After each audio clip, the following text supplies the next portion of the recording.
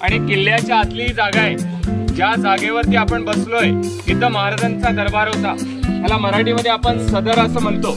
आणि छत्रपती शिवाजी महाराज अफजल खानाच्या भेटीला ज्या वेळेला गेले त्यावेळेला जे नियोजन झालं होतं ते प्लॅनिंग या किल्ल्यावरती झालं होतं आणि या सदरेवर झालं होतं। आता आपण जिकडे बसलोय ही जागा बंदिस्त होती, ही ब्रिटिशांनी पाडली, त्यामुळे जागा रिकामी आहे। आपल्या इथं समोर बघा मंदिर आहे शंकराचं।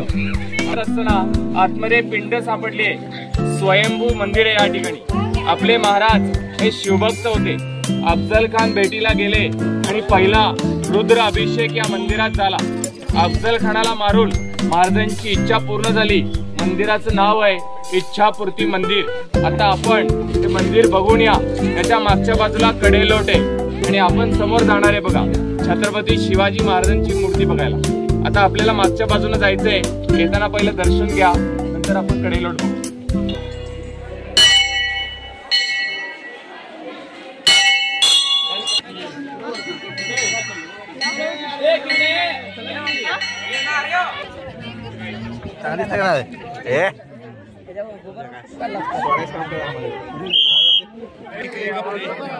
आतमध्ये उभा आहे आणि गडावरती सगळ्यात उंच जागा आपण तिकडे आलेलो आहे। त्याला मराठीमध्ये आपण काय म्हणतो, केदारेश्वर बुरुज। तुम्ही आता शंकराचं मंदिर पाहिलं, ते केदारेश्वराचं मंदिर आहे। त्याची मागची बाजू आपण आहे आणि याच्या मागच्या बाजूला रायगड लागतो। आता रायगड किल्ला इकडनं 65 किलोमीटर लांब आहे। पण त्यावेळेला जे मावळे यायचे ते या जंगलातून यायचे, गावागावातनं रस्ते होते। आता इथून आपण जर पाहिलं तर आज क्लायमेट खराब आहे, नाहीतर या गडावरून आपल्याला 6 किल्ले बघायला भेटतात।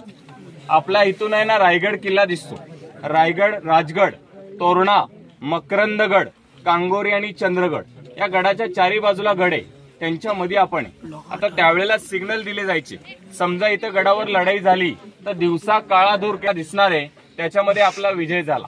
आता आपण बुर्जावर असल्यामुळं आजूबाजूचा परिसर आपल्या नजरेमध्ये बसतोय, पण त्यावेळेला आपले मावळे इथं उभं राहून लक्ष ठेवायचे। आता या ठिकाणी भुयारी मार्ग खणलेला आहे, समजा लढाई झाली तर आपले मावळे चोर वाटेनं खाली उतरायचे आणि पाय वाटेनं उतरून जायचे। पण आता काय झालं, इथं खाली दरी आहे, आता जाताना आपण जाऊ शकतो, पण या तटबंदीच्या बाहेर जर पाऊल टाकलं तर खाली पाय घसरतो। पाय घसरला तर 1850 घाला आणि फेकायचे, मग कडेलोट म्हणतात। रायगडला टकमक टोक, इकडं कडेलोट। आता हा कडेलोट पॉइंट आहे ना थोडा पुढे आहे, तिथे एवढी जागा नाही। आता कडेलोट पॉइंट म्हणजे काय, तर खालची जी दरी आपण बघतो ना तिथं वरनं फेकायची। आता आपण फक्त तटबंदीने पुढे जाऊया शंकर। आता तिथं आपल्याला उतरायचा रस्ता पण आहे आणि महाराजांची मोठी मूर्ती आहे, तिथं गेल्यानंतर आपण माहिती घेऊ।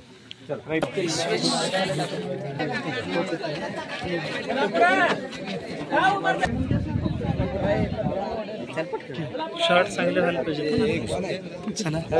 गरम चालू होते।